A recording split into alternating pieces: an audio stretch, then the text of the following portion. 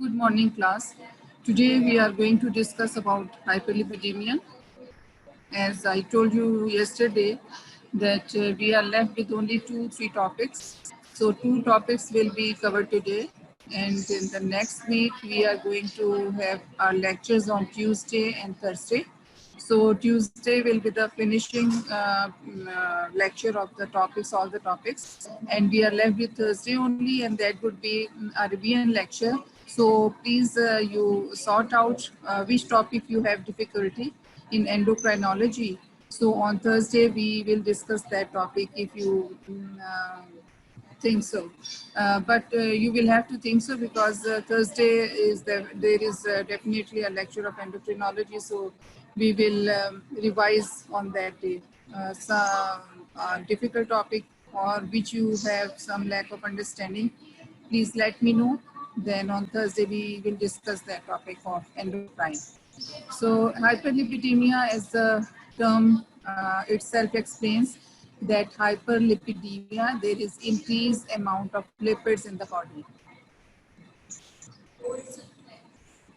So there are these are only a few things which I'll tell you about the causes, but there is a number of list. There is a long list of hyperlipidemia, but for at this level, I will tell you only the few important causes. Cause number one is the certain genetic factors. They play important part, and in fact they are the primary cause of dyslipidemia, and these are inherited. The people in the family who are overweight or who are obese, who have metabolic syndromes, they transmit this obesity to their kids. So this is genetic. And those in those families which are thin and lean, their siblings are also in the same structure. So this is a common factor which is transmitted in the family. Then common causes of primary dyslipidemia include familial combined hyperlipidemia, which develops in teenagers and young adults and can lead to high cholesterol level. Definitely when there is hyperlipidemia, there is overweight. You have excessive fat in your body. So this will break down into cholesterol, triglyceride, low density lipoprotein, high density lipoprotein. So these are the causes of overweight, and this overweight also lead to the risk factors. Overweight itself is a risk factor. And number two is homozygous familiar or polygenic the hypercholesterolemia. This is a mutation in the low density lipoprotein receptors. There are receptors, I told you, on each organ and each cell. There are receptors for everything. So there is a mutation in conceiving or receiving these low density lipoprotein receptors. So this is called homozygous familial polygenic. Number one is familial combined hyperlipidemia. Number two is homozygous familial polygenic causes. Then there is mutation in the receptors. So how do we diagnose the hyperlipidemia case? This has actually hyperlipidemia does not have any symptoms. You will see the signs in the form of heart attack, sign in the form of kidney failure, sign in the form of liver failure. So there is failure of organs, multi-organ failure will lead to. So the only way to detect it is to have your doctor to perform a blood panel profile, lipid profile, a blood test which is called lipid panel or lipid profile. This test determines your cholesterol level, and they will take a sample. And for the protocol of collecting the lipid profile is that you will have to have a fasting of 12 hours. Fasting is required for lipid profile to get it done in the lab. So 12-hour fasting means if you take full meal at 8 p.m. and in the next day, early morning, 8 o'clock, it will be from 8 to 8, it will be 12-hour fasting. And don't take anything in between, no thing to eat, nothing to take in the form of liquid or water. So full 12-hour fasting is required to get your lipid profile done. So the lab values which we come across are low density lipoprotein, high density lipoprotein, total cholesterol and triglyceride.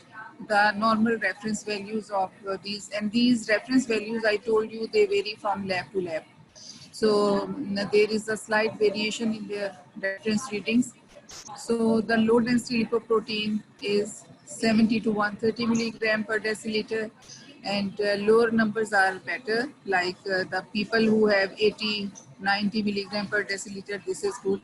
But those people who are going to have 125, 129 milligram per deciliter, although they are falling in the normal range, but their range is towards the higher side.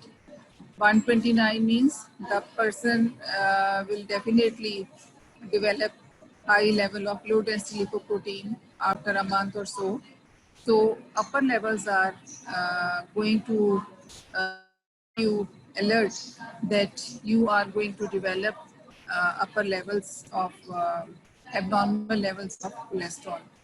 So 70 to 130 is the reference range. There is always a range. There is not a definitive reading of one thing. So these ranges have been developed a research, prolonged research on a number of population. So they take, because every person is not of the same biochemistry, and uh, their heights, their body weight, their BMI, they vary person to person. And this is not taken in a specific population.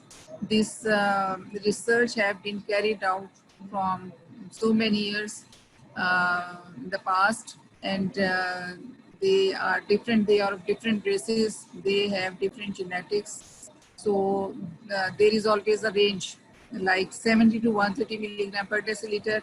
If this research would have been conducted in the Pakistan, then this is the level of Pakistan.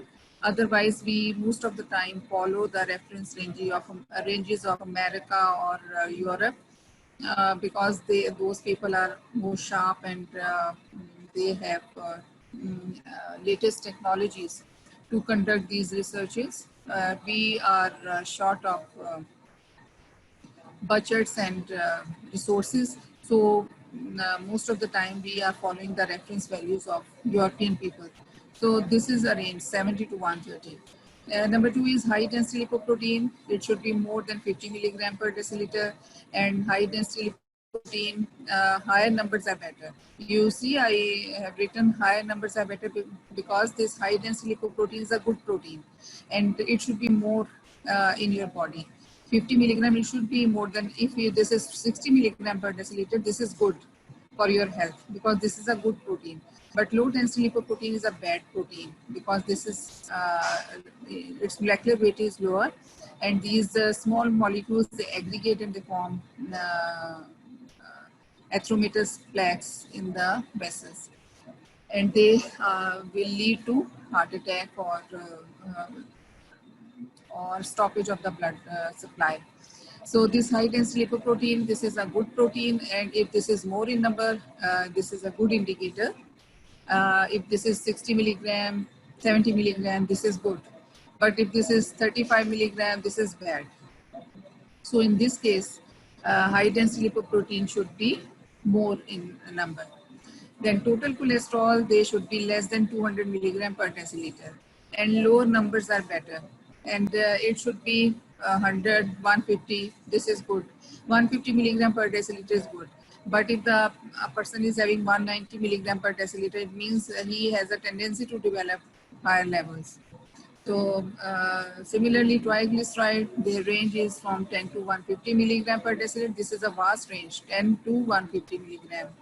So this is a vast range, 10 is a very short number, 150 is a larger number. So the triglyceride should be in between 80, 90, 100 is okay.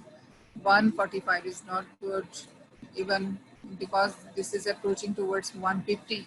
So except HDL, rest of the cholesterol levels, they should be lower in number. But HDL, it could be higher in number. It should be higher in number. And this is a good protein. Bad protein is LDL, cholesterol, triglyceride. Good protein is HDL. So the good news about this hyperlipidemia is that this is treatable. How this is treatable? You can modify your lifestyle, you can modify your diet, you can adapt things like regular exercise, reducing your weight, or morning walk, or you can eat those things which are healthier in nature, like vegetables, fruits, fresh juices.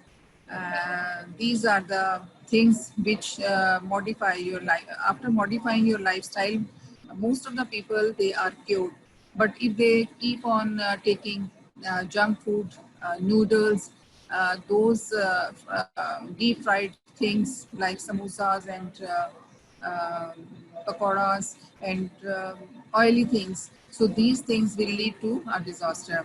But the rich fiber food like fruits, vegetables, fresh juices, and regular walk, exercise, then your style of mode of eating, how you are taking in, and all those Islamic teachings,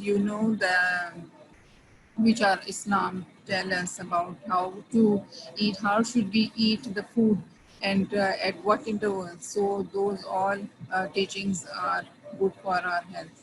So this is hyperlipidemia is treatable by modifying your life, and there are certain anti-lipidemic medicines which, if the person is failed to control its hyperlipidemia by modification of all the styles of life, then the consultant advise him medications. So one is primary hyperlipidemia. Primary hyperlipidemia is that which the cause which are inherited from our parents. They are genetically linked. So these are primary hyperlipidemia. And the other causes are secondary lipidemia. They include, like I told you previously, that they include obesity, especially excess weight around your waist, when your waist is out of your normal readings. So this increases your BMI, basal metabolic index. So it should be, in the girls it should be less than 25, and the boys it should be less than 30. And it also varies in teenagers and in adults, around 35, 40. So your weight should be in your control. Similarly, diabetes is another factor which is causing secondary hyperlipidemia, because I told you that in diabetic patient there is lipolysis by various hormones, by the action of not provision of insulin. Then hypothyroidism is another cause. I told you that this increases the lipids level. Thyroid is very important hormone for the body, and all cells, they are dependent upon thyroid hormone, and our body cells have receptors for the thyroid hormone. So when there is hypothyroidism, less thyroid, so the function is not taking place properly. Then alcohol use is another known cause of hyperlipidemia. Polycystic ovarian syndrome, this is another hormone dependent disease. Polycystic ovarian syndrome, hormonal dependent disorder. So these people, girls, they have, or females, they have polycystic, their ovaries are making multiple cysts, so they develop hyperlipidemia. Then metabolic syndrome, I told you, BMI, people having more BMI, they have hyperlipidemia. Then excessive consumption of fats, especially saturated fat and trans-saturated fats. Then Cushing syndrome, you know the picture of Cushing syndrome, that is also a cause of hyperlipidemia. So these are some of the important causes of secondary hyperlipidemia. In primary hyperlipidemia, the defect is genetically linked. In secondary hyperlipidemia, either there is hormonal disturbance in the body, or we have adapted our lifestyle in a way that this is leading to cause overweight.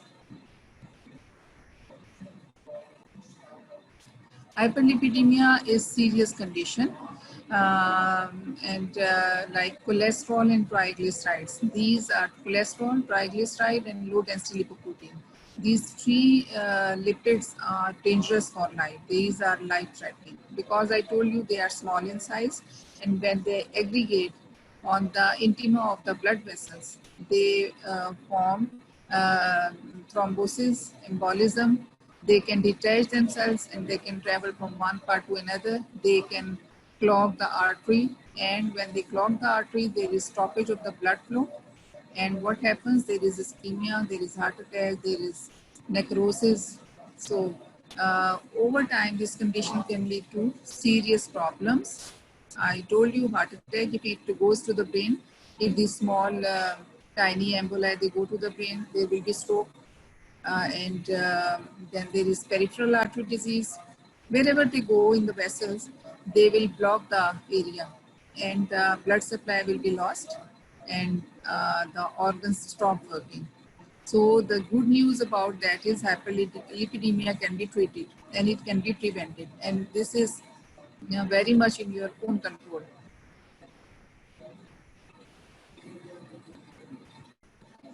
Lipid panel is a simple blood test to check your cholesterol level.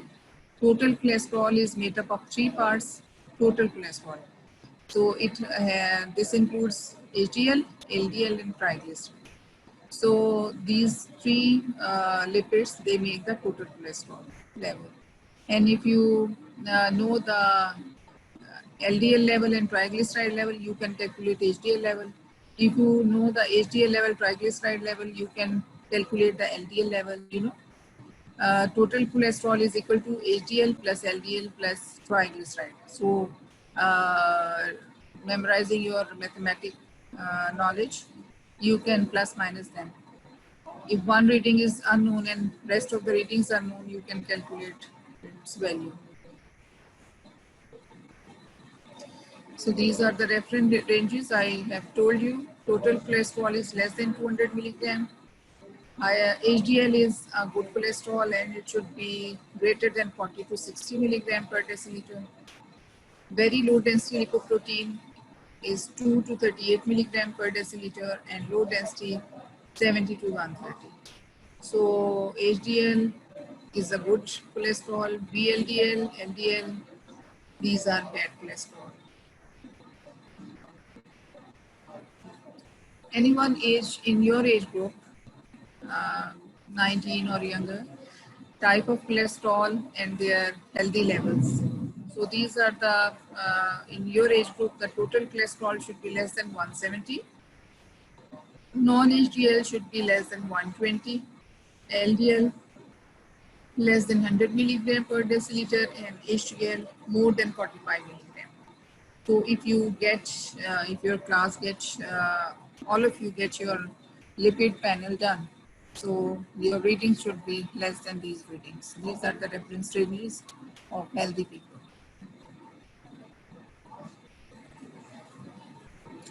Now this is the method how you should reduce your weight.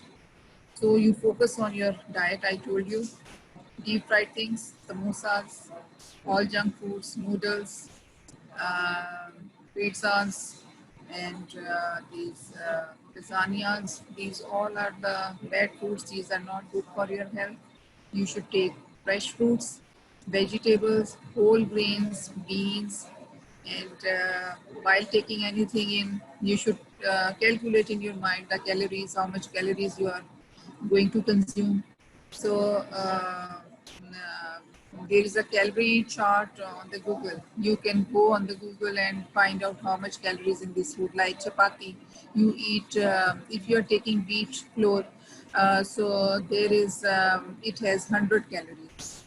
So vegetables, they have less calories, fresh juices, fruits, fiber diets, eat more plant sources of proteins because in mutton, beef, and fish, these are the primary proteins.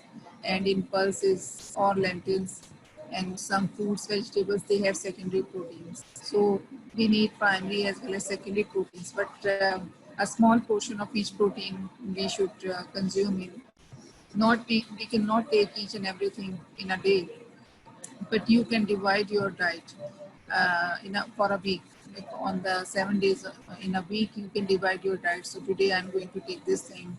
On Tuesday, I'm going to take this thing. So eat fewer refined grains such as white flour and keep on moving. Don't make your habit to sit down and idle. You should, girls and boys, they should keep on moving. The more you walk, the more this is good for your health. Even in the form of morning walk or in the form of household, doing your housework, or this is a good exercise. Keep on moving your body parts, because the more you move, the more the blood supply will reach to the organs and they will be in good healthy state. So I told you that 12-hour fasting is required for the cholesterol level to be done. But few cholesterol, if you go randomly to the lab and you need to get your checkup for low density lipoprotein, this can be done because low density lipoprotein is affected only by the what you have eaten recently. So, because low density lipoprotein and triglyceride, these two lipids are affected by the recent intake of food. Otherwise, the rest of the lipoproteins, they are not affected. So, if you go to the lab for randomly and you get your blood test done for lipid panel, so except LDL and triglyceride, you can get your HDL, your cholesterol, and your VLDL done. So if you know all these things, you can calculate the rest of the panel. And lemon juice is another very weight reducing agent. So it has citric acid in it, vitamin C, rich of vitamin C. So it reduces the level of LDL or bad cholesterol in the body. And this is also called body cleanser because it has citric acid. Likewise, ginger is another uh, vegetable which is rich in good enzymes, and it has natural oil in it, and it reduces the level of bad cholesterol from the body. Ginger tea is very common. Ginger tea with lemon, you can take 1 cup in a day, so you will start losing your weight. So those students who are overweight, they should think about it. Take 1 cup of ginger tea every day, mix one lemon juice and honey in it. So you will see the miracle in reducing your weight. So this is the remedy of reducing your cholesterol level. So with this, we finish the hyperlipidemia, their causes, what are the lipid panel, their reference values, and your diet modification to reduce the levels of lipids. So next is the topic, role of, yesterday I have sent a mail to your CR, Ali Jaz, regarding the topics of clinical chemistry. So you can go through those topics by my lectures. If you contact DME people, they will provide you with clinical chemistry lectures. Now, next is the role of enzymes in the diagnosis of pancreatitis. So, pancreatitis, you know, it plays an important role in the digestion of carbohydrates, fats, and proteins because this is making pancreatic juice. At least 8 cups of pancreatic juice is produced every day by the pancreas. So this juice is full of enzymes and the agents which are helpful for the absorption of carbohydrates, fats, and proteins. So what are the enzymes? Uh, amylase is the serum amylase, raised level of serum amylase activity at least 3 times the upper limit of normal. If you get any patient serum, if you are suspecting that a patient, he or she is suffering from acute pancreatitis, and acute pancreatitis is not a good condition. This is a life-threatening condition, And this is manifested in the form of left hypochondric pain. And the most important sign of recognizing that this is acute pancreatitis is that the pain is referred from the left hypochondrium to the back of to your back. So this is a typical finding that the patient is having acute pancreatitis. So serum amylase, then this is the blood test, and you send the serum amylase to the lab, and if this reading is its reading is 3 times the upper limit of normal, so you have a doubt that this is acute pancreatitis, and this enzyme rises very quickly within first 12 hours. And if the 12 hours are passed, then this enzyme can be used because its peak level is attained in the starting from the pain till the 12 hours. So this is the this test should be sent immediately within the 12 hours because you will get the good result. And if the 12 hours are passed and you are sending the blood sample after passing the 12 hours, then it will not give any help. So timings are very important of sending the sample. Similarly, in myocardial infarction, the cardiac enzymes have timings. You have read about that. Some enzymes they raise in 12 hours, some in 24 hours, some in 48 hours. So every enzyme has a significant timing for release and attaining a peak level. So similarly, serum amylase. This is a pancreatic enzyme, and this is 3 times higher than the normal and within first 12 hours after the onset of symptoms, and they returns to normal within 3 to 5 days. And if you are going to check it after 2 days or 1 day, this is not of any use. So what are the enzymes in acute pancreatitis? These are serum amylase, I told you, very important enzyme, and the second is lipase.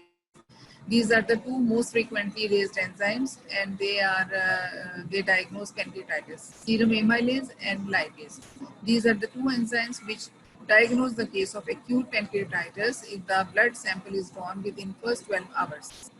When the pancreas is inflamed, an increased level of the pancreatic enzymes is called amylase and lipase will result. The normal lipase level is 12 to 70 units per liter. So normal values may vary from lab to lab. I told you each lab has a different reference value because of the availability of the machines they have, companies and machines they have.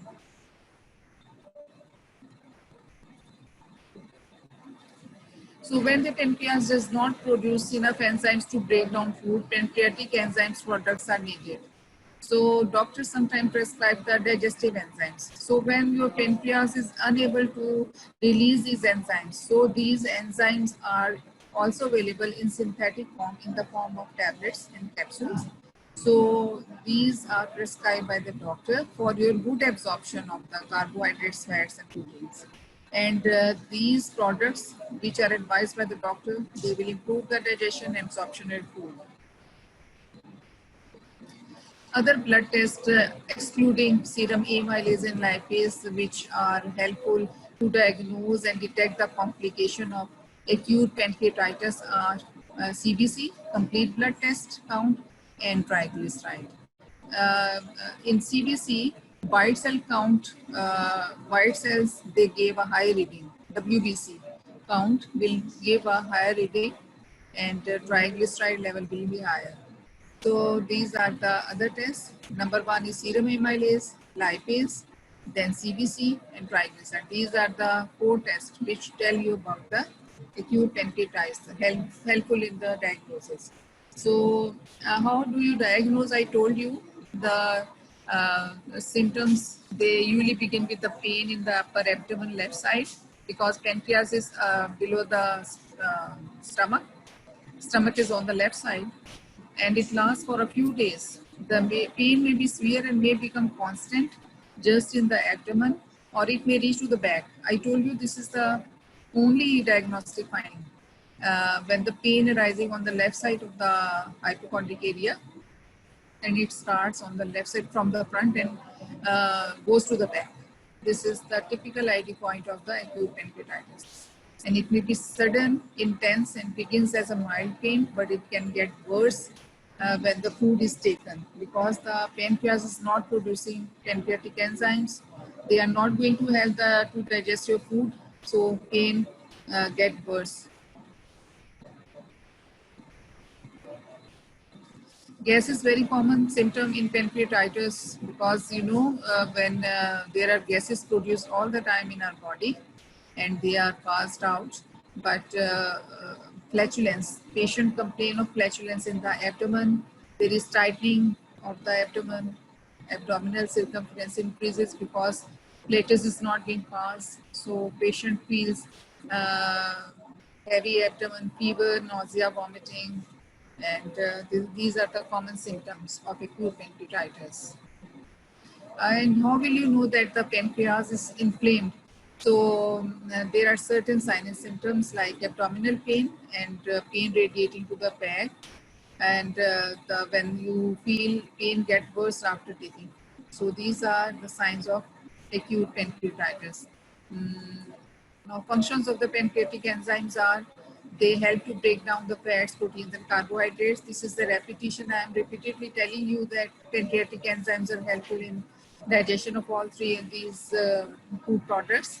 A normal functioning pancreas secretes about 8 cups of pancreatic juice into the duodenum. I told you, and this is full of enzymes to help with the digestion and bicarbonate to neutralize stomach acid, because stomach is producing HCl all the time. So to neutralize the stomach acidity, the bicarbonate is being produced by the pancreas to neutralize the HCl action. If the bicarbonate is not being produced by the pancreas, so what will happen? Patient will develop gastritis. There is increased secretion of HCl. There is a inflammation of the esophagus, stomach, and regurgitation of fluid, and you will feel retrosternal burning pain. So nature has provided a very good system. If one thing is producing, one organ is producing acid, the other is going to produce that juice that is going to neutralize it. So this all happens in the small intestine, first part of the duodenum. I told you all the ducts, they are opening in the ampulla obvata in the duodenum. So this is how it. So pancreatitis can be misdiagnosed by other conditions like cholecystitis. There is gallbladder below the liver, and if there is a stone in the gallbladder duct, sometimes the gallbladder is full of, this is the incidental finding, that gallbladder is full of stones. So small stone can impact the cystic duct. So it will block the secretion, um, uh, it will block the duct, and the juice cannot enter. There is no mixing because of the stoppage of that stone that is not letting the bile flow, bile fluid to come into the duodenum. So it will raise up pain in the abdomen. So there will be elevated amylase level also. So you can misdiagnose that either this is cholecystitis, or there are other investigations which will make you 100% that like CT scan, like ultrasound, like your physical examination. So these all things you collect the data and reach a final diagnosis. So not only the blood test, but your history, physical examination, your other tests, they all together, they give you 100% result. So if tissue diagnosis is inconclusive, then immunoglobulin G4 and anti-nuclear antibody level can determine if the patient is suffering from autoimmune pancreatitis or pancreatic cancer. So acute pancreatitis is one condition, chronic pancreatitis is another condition, then autoimmune pancreatitis is another condition, pancreatic cancer, cholecystitis. These other conditions, they can be misdiagnosed by the pancreatitis. So with the help of gadgets like CT scan, ultrasound, your blood test, so we conclude that what is the actual problem. Gallstones are the most common cause of pancreatitis. So if the gallstones are impacting the cystic duct, So what will happen? It will not let the pancreatic fluid to go into the duodenum.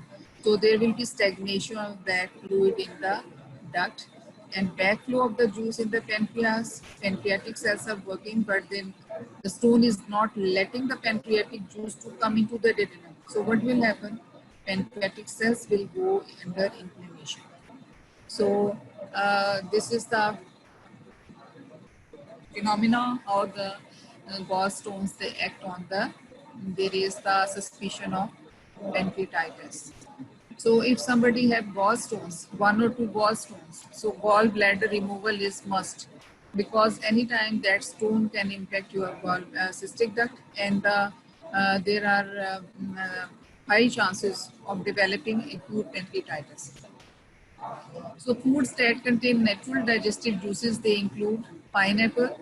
Pineapple, everybody know about the pineapple. Papayas, you also know. Mangoes, nowadays the season is full of mangoes. Honey, bananas, avocado. Avocado is not available in Lahore, but this is fruit is, this is a pear-like fruit, and this is in flourishing amount in the Karachi. So avocado is very useful and very beneficial for health. It has so many substances, hormonal actions. It has so many benefits. Kefir, kefir is called. This is a milk product. In Urdu, you call it khamir, kefir. Sauerkraut, this is a cabbage pickle.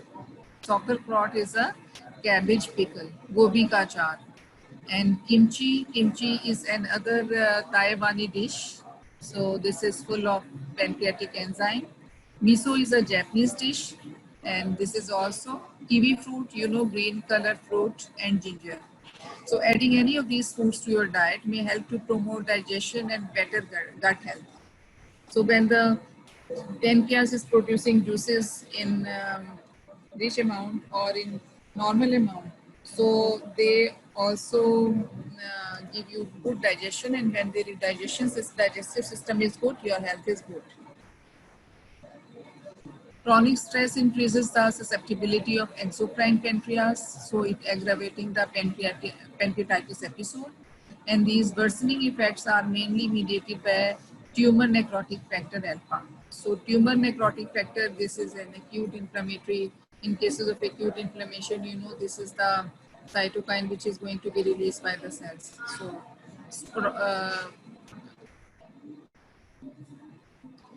So in pancreatitis with severe damage, or when the inflammation is not confined to the pancreas, the death rate can be much higher.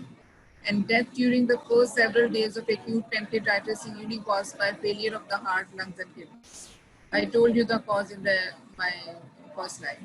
So pancreatitis can also lead to cancer. This is the prognosis. Pancreatitis can lead to cancer of the pancreas, and this is life-threatening. Vitamin D, it seems to play a role in the pancreatic disease, including type 1 and type 2 diabetes mellitus, as well as pancreatic cancer. Vitamin D's immune modulatory action suggests that it could help prevent type 1 diabetes mellitus. Vitamin D level is normally should be 30 to 35 international unit per liter. And in Pakistan, vitamin D levels have not been established yet. So we are following the data of the America. So vitamin D should be normal levels. If you get your vitamin D levels done in Pakistan, most of the people I know that they are looking very good, in very good health, but their levels are very, they have very levels at a low level, like they have 13, 14 international per liter. So they are taking vitamin D capsule, or they drink vitamin D capsule. So they reach their level of 30 to 35 international unit per liter. So drink your water according to the thirst, and if there is more hot season, hot weather, you should take more water, because you're losing water in your sweating. So take more water. Obviously, when water in your body is low, the thirst center will be stimulated and you will take more water. So eat plenty of vegetables and fruits, maintain bowel regularity through high fiber diet, eat probiotic foods like yogurt, sauerkraut, tempeh, etc. Tempeh is another khamir type cheese. And get adequate amounts of protein in your diet. Protein is also part of the detoxing process. So exposure of pancreatic cancer cells to zinc lead to increased protein ubiquitination and enhanced cell death, implicating zinc as a potential therapy in the treatment of pancreatic cancer. But increased amount of zinc is also not good for health. Zinc should be taken, you can take 30 to 35 milligram of zinc each day, but most of the diets, they contain this component. And some people, they are using zinc like nowadays in coronavirus. This is a remedy that take more zinc to kill the RNA of the virus. So zinc should be taken 30 to 35 milligram per day, because excessive zinc is not also not good for health. So everything in moderate amount is should be taken. The foods which irritate pancreas. So what are the foods? These are all the fried and heavily processed foods, French fries, fast food, hamburgers, these organ meats like gudde kapure. People who are lovers of gudda kapura, they should not take it too much. Full fat dairy, potato chips, mayonnaise, also top of the list. And cooked and deep fried foods, they trigger the and flare up the pancreatitis. So people who are already overweight and they are adding these things in their meal, so you can imagine what will happen. So this was all about the pancreatitis and hyperlipidemia. Our next lecture will be on Tuesday, and that would be on the infertility. And I will make some slides on the lab diagnosis of hypo and hyperparathyroidism. So with that, we will finish our clinical chemistry topics. Endocrine we already have finished.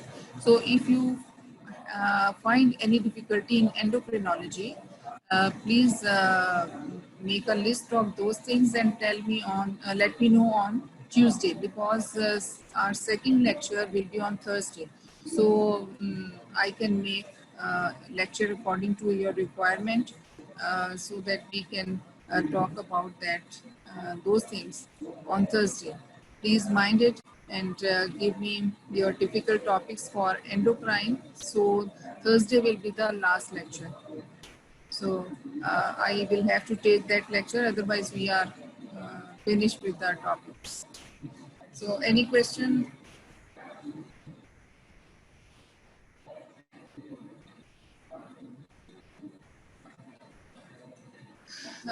Any question, class?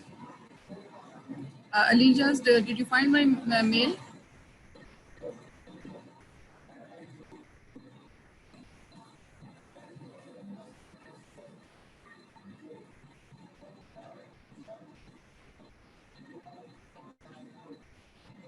Hello, hello.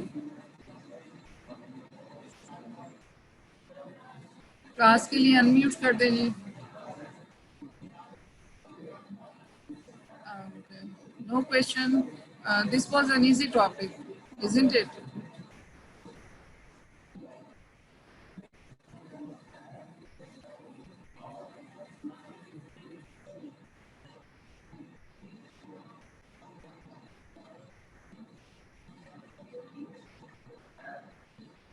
Why is any question?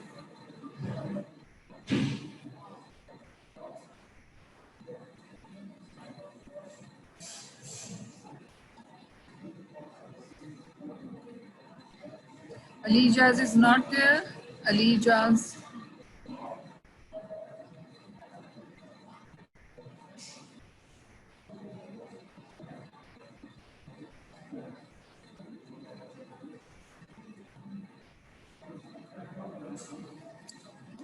There are still 15 minutes. Please ask me a question in relation to this topic or the previous topic. Do you have any question, boys? Please wake up.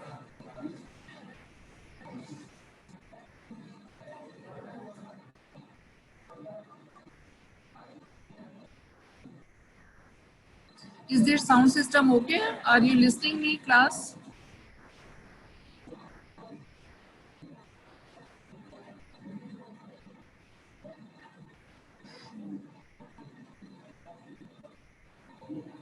Boys are not responding. I was talking to Ali Jaz, your CR. Please find out in which topic of endocrinology you have difficulty. Please let me know so that I can make a lecture for Thursday. Are you all clear with the endocrine? No problem in endocrinology?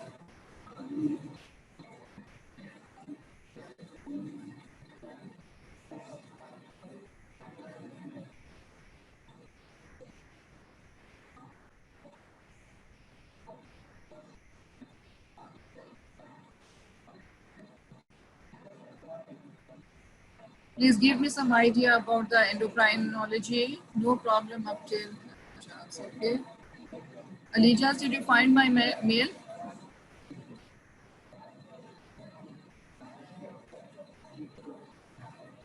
Okay. So please, Alijas, please let me know the topics because on Thursday we are going to have a lecture revision class. So give me a topic so that I can talk about that difficulty. Ask your class fellows and let me know. Gus, do you have any topic of endocrine? Suggest me what to should we talk about on Thursday class. Adrenal gland hormones, okay. Adrenal gland hormones. Same lecture or do you have some specific heading? Adrenal gland hormones, okay. We will discuss adrenal gland hormones on Thursday. But on Tuesday, we are going to have infertility, uh, hormones related to infertility, how we diagnose the case of infertility, and male female hormones, and approach towards the diagnosis. Same lecture, but more conceptual. Okay. Approach. Okay.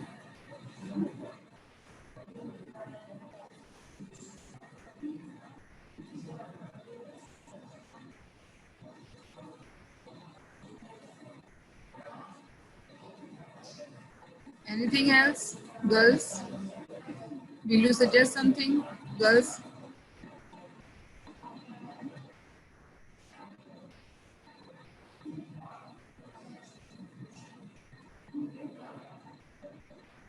Girls, will you suggest something about Thursday lecture?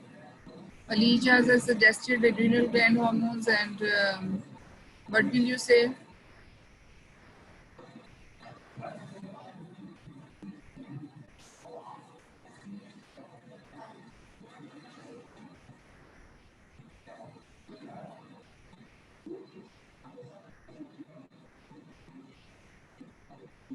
What about rest of the class? Boys, only two boys are responding.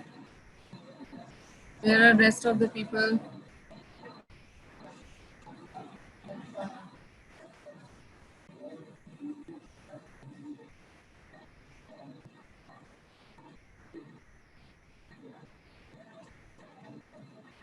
So let's have some question answer session. I'll ask you question and you may give me your answers. So if you, so what is the time period for, what is the appropriate time to get your lipid profile done?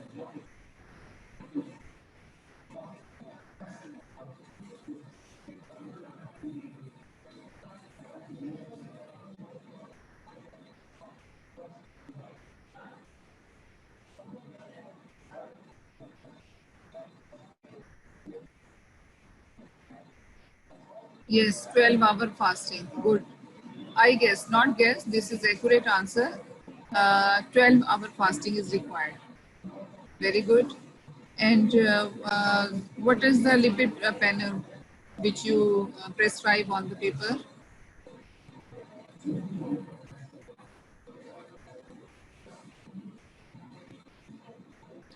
Which one is the tell me the lipid panel and then tell me which one is the good lipid. Although lipids are bad for health, but there is one lipid which is good for health. What is the name? HDL is good for health. Yes, good. And what is the lipid panel which you uh, advise the patient?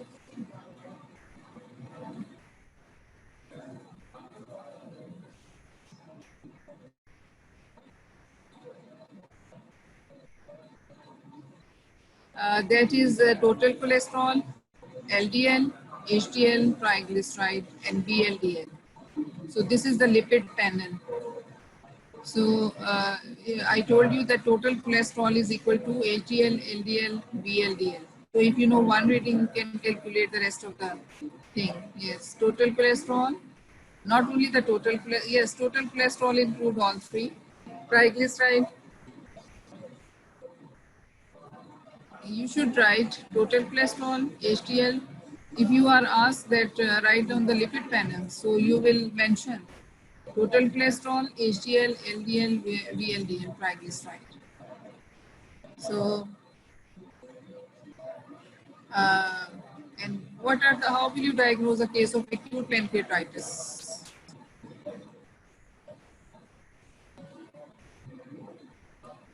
Yes, good. Ali Sufyan, this is good, good answer. With total cholesterol, we get our HDL, LDL, VLDL. So, how will you diagnose a case of acute pancreatitis? A patient comes to you with left hypochondric pain radiating to back. So, what is your diagnosis and what investigations will you suggest?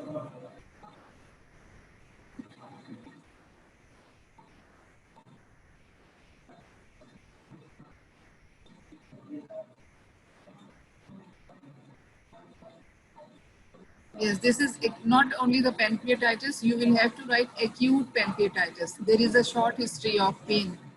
This was not a pain of from the last 1 year.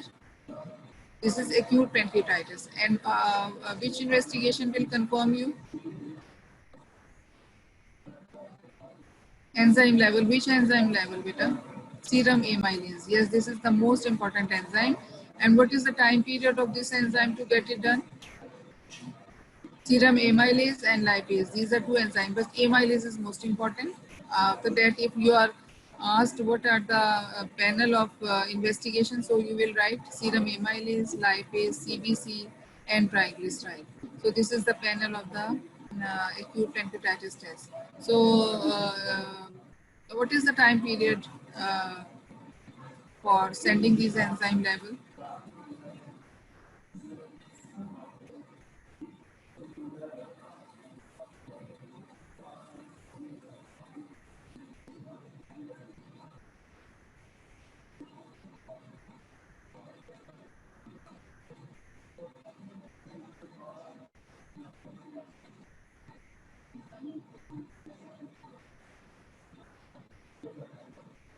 What is the time period for sending serum amylase level? Suppose a person is having pain for the last 1 week. Is it useful to send its serum amylase done? I told you that first 12 hours are very crucial for the lab peak level attained. Serum amylase is at its peak in the initial 12 hours after the onset of pain. So the first 12 hours are very important. And if you are going to send any investigation, send serum amylase level. And if its level is 3 times more than the normal, then it means that this is definitive case of acute pancreatitis. And except lab biochemistry, you can get ultrasound, CT scan done.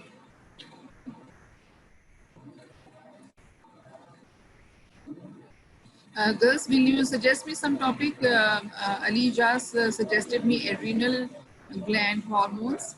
Girls, do you want to discuss anything on Thursday? Thursday would be the last lecture, inshallah. Girls CR, what is the name of CR of your class on the girl side?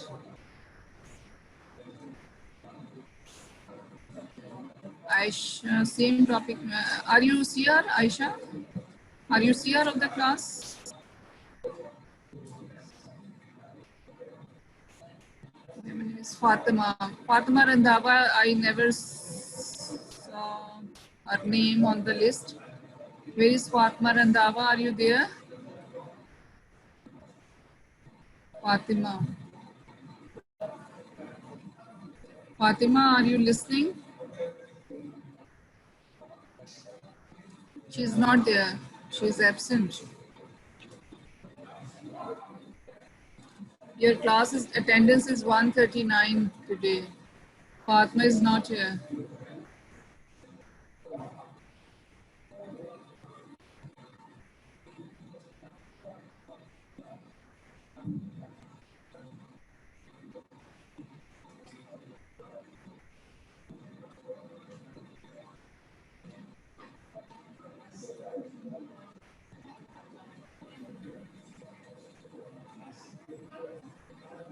Anything else? Are you clear with the diabetes mellitus topic? Because diabetes is very important and very common disease of Pakistan, and every second or third people is suffering from this disease. In every family there is a patient of diabetes. So, are you clear with the investigations? How do you? What is the protocol of diabetes, ADA uh, criteria? And how do you investigate the impaired diabetes mellitus? And what is the single most test which confirm you the patient is diabetic? Are you all clear with the diabetes?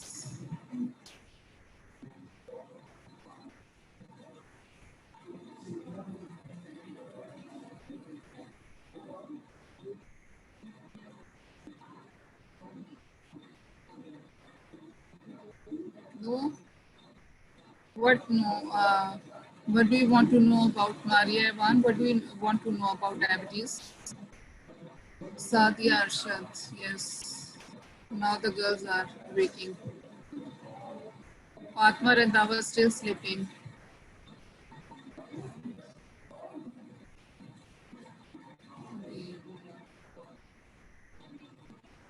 Thursday. Diabetes, diabetes and adrenal gland. Diabetes is a very long topic, and adrenal gland is another. So I'll try to make short some important points about diabetes. Few slides on diabetes and few on endocrine. We have 60 minutes to discuss. Is there any specific topic regarding diabetes, Maria?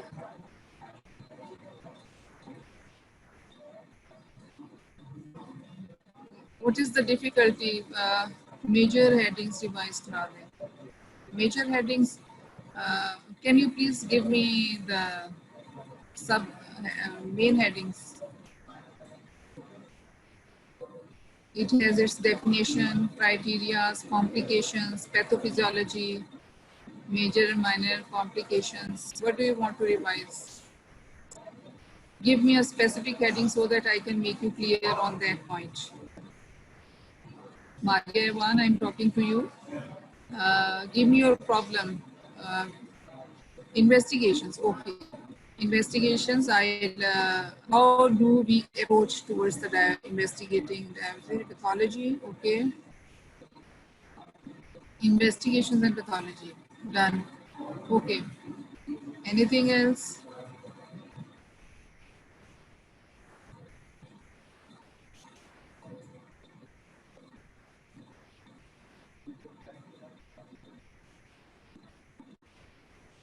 Partner Randhawa is not there. Welcome.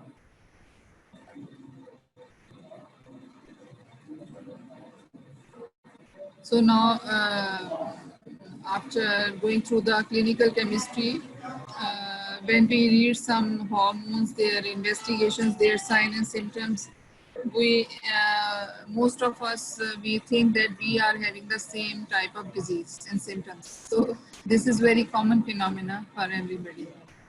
So don't get upset after reading this endocrine and uh, clinical chemistry, because most of the signs and symptoms, they resemble each other.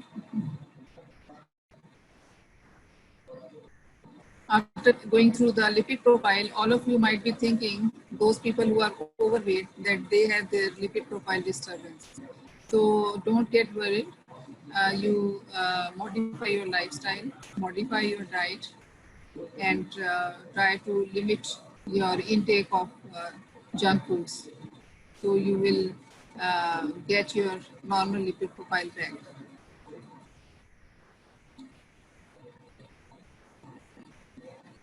So class, okay, thank you very much for your cooperation. We will see you inshallah on Tuesday next week with topics I told you: infertility and hypo and hyperparathyroidism approach. Stay blessed. Skip endocrinology in prof, and can we take as option? No, endocrinology is very, very important. Endocrinology in every system of your body, endocrine is number one. You cannot skip endocrine. Endocrine, don't make a blunder to skip this topic. This is very important, and you get most of the questions out of endocrinology, uh, because endocrinology lies in every system, and all the systems of the body are related to endocrine. Without endocrine, how can your body work? I told you each and everything about endocrine, and you're asking this question. This is a blunder. This would be a blunder in your life. Endocrinology cannot be skipped. Don't make a mistake. Okay, class. Thank you very much, and we will see you on Tuesday. Good luck and goodbye.